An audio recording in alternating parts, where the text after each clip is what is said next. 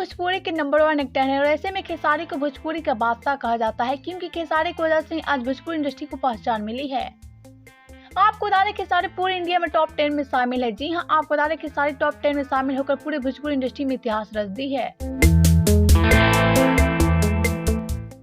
और वहीं खेसारी अपनी फैमिली को लेकर सोशल मीडिया पर काफी छाए रहते हैं और ऐसे में बात करें खेसारी की शादी की तो खेसारी की शादी आज 15 साल पूरे हो गए हैं।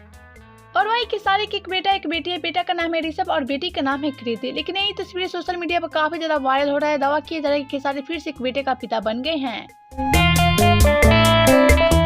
तो हम आप सबको इसकी पूरी सच्चाई बताएं उससे पहले वीडियो को लाइक कर ले और चैनल को सब्सक्राइब कर ले। तो चलिए वीडियो में आगे बढ़ते रहे, आप सबको बताते हैं क्या है इस तस्वीर की पूरी सच्चाई।